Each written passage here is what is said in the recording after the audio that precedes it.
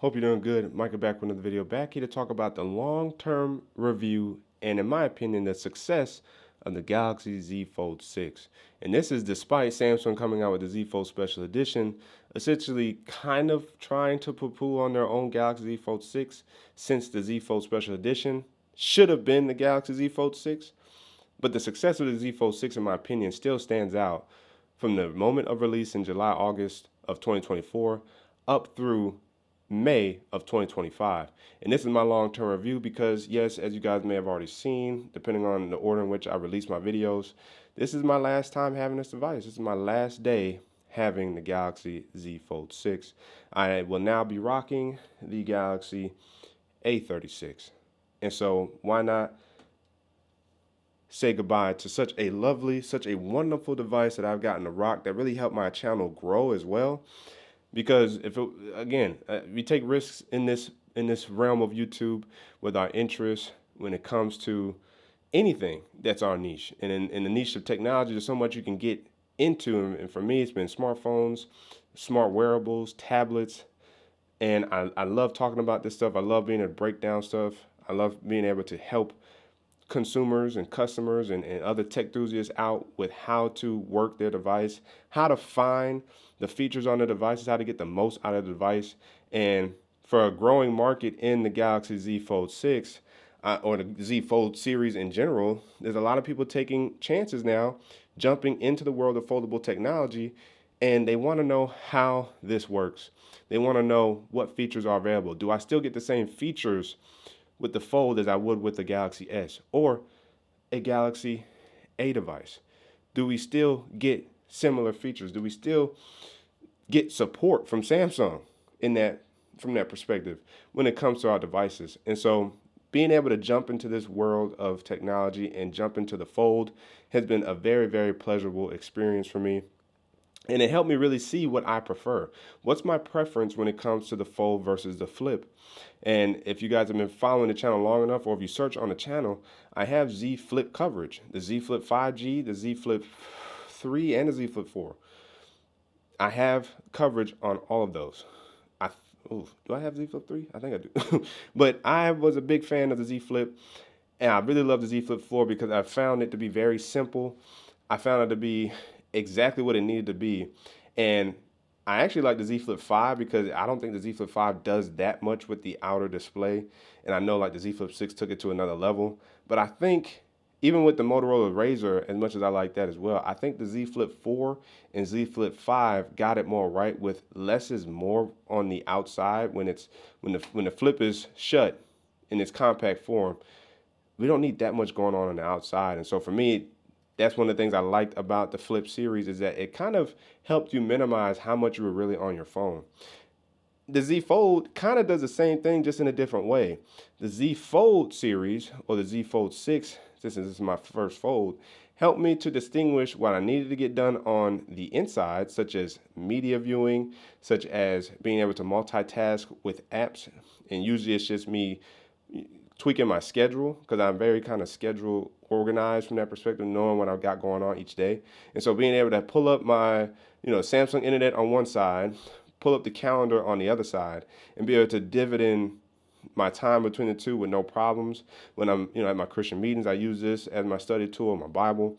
So being able to get all of that from the inner display, or the main screen as Samsung calls it, I found specific use cases for the main screen or the unfolded screen. And I found use cases such as just typical texting, some quick viewing of some things, shorts, reels, since they were more vertical formatted anyway. But then if I still wanted to see more of it, I just open it up and I get it right there as well. So again, when it just came to media overall, I'm unfolding this device, whereas it being folded minimized a lot that I was trying to get done, which means I wasn't on my phone that often. And I appreciated that a lot because it allowed me to be more aware of my surroundings, aware of myself. And so I liked using this device out in public, because it also, funny enough, it does get questions. People, oh, you got that folding phone. That's like I'm, desensitized to it or numb to it. I'm used to it. And when I see other people have it, I'm still actually shocked that other people are rocking it, because you forget that you guys are the ones watching these videos. You guys are the ones that are appreciating the content we put out there and the coverage. And we give you guys momentum or motivation to actually jump into this world of technology. And so when I see other people rocking it, I'm excited, and I go over there and ask them which one they got, what do they like about it and all that. And so it's a conversation starter for sure. And that's something I definitely appreciate about the Z Fold series because it stands out in that way. Me and my personal preference would be the Flip series though. I'm going back to the Flip after the fact. And that's just because I prefer the pocketability and the flipology of the Z Flip series. This device, however, is clearly a close second because I equally still loved using this and had specific use cases. I didn't have to have a tablet with me. I didn't have to bring a laptop with me. This covered much of those needs. And so that's what's hard about giving this up is going back to a standard slab. And even though it's still a 6.7-inch device in the Galaxy A36, I can still multitask with the app up here and the app down here. Having them side by side in this way and being able to essentially, I guess I'd have to pull up an app first, right? So if I do that, and then I pull this over here, this is what I like to do right here. This is what I do. And so this is something that I hope that I also thought there we go.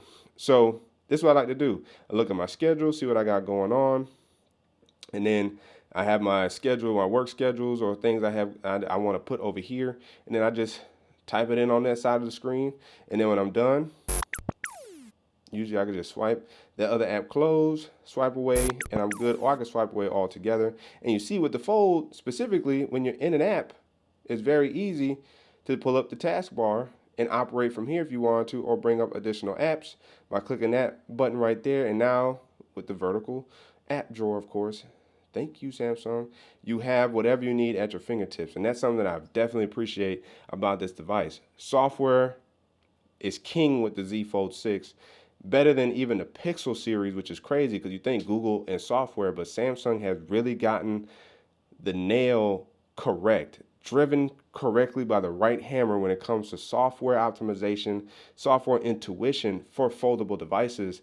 And I don't even know what else to really say from that perspective. And with One UI 7 and specifically that hotfix, being able to navigate on here is so much more smooth because sometimes what can happen is when you're in an app and you want to swipe away, you saw the navigation bar kind of sort of maybe popped up for a quick second.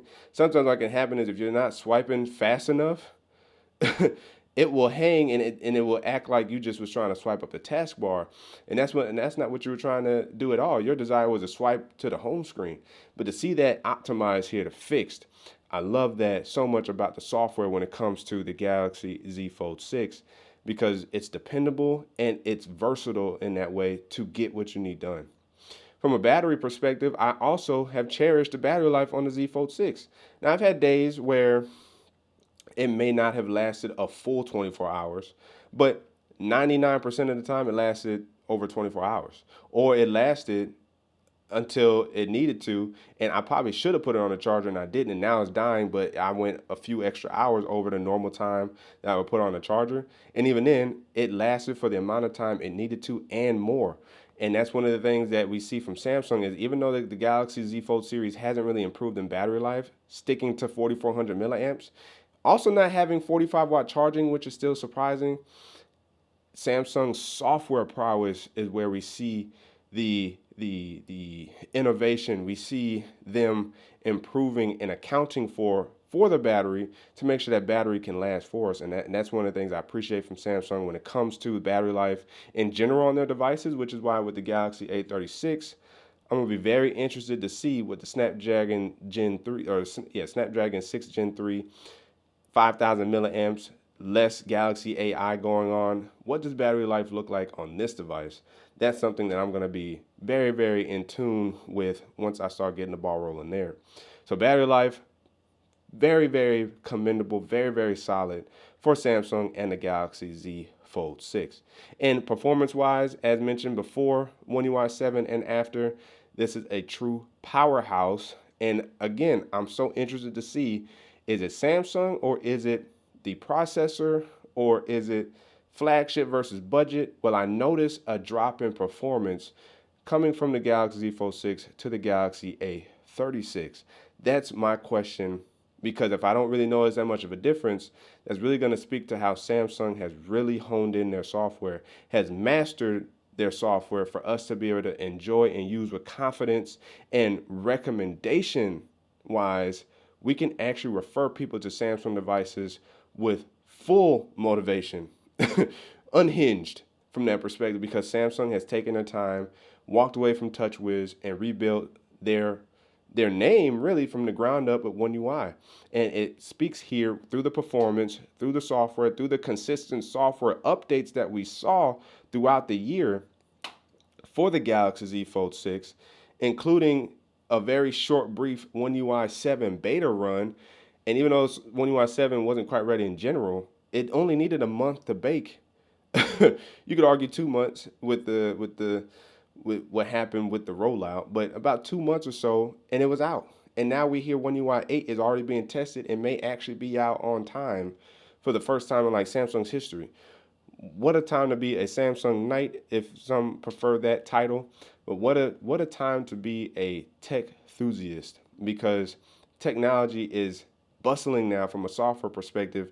Even with the introduction and insertion of AI, we're seeing how Google and Samsung stepping up to the plate and really trying to handle that to the best of their abilities with actual functional AI features. Something that we can't quite say about Apple, because it sounds like they're struggling in the Apple ecosphere of AI features or Apple intelligence features. So it's good to see that Samsung is not in that ballpark. They're in a ballpark of success from that perspective in totality with the Galaxy Z Fold 6. I'm looking forward to seeing what they got coming out for this Galaxy Z Fold 7. Check the description box below, because I'm sure I have links down there for cases and for this phone itself for deals being ran. I always have you guys covered there. Let me know down in the comment section below you guys' thoughts on the Fold series, on the Flip series, on the new G Fold series coming out. That might be like a trifold. The comment section is open for discussion. But again, as always, if you guys haven't already, make sure to hit the like button, subscribe to the channel, the notification bell, so all free. That way you never miss my videos. So you and I can sit back, check, see what's cracking. And don't forget to hit that super things button down there by the like and dislike button, Cash App and PayPal, and check the channel out for all the videos available to you. That's where to keep tech fresh and alive on this channel. It's your man Micah signing out. Until the next video. Wait for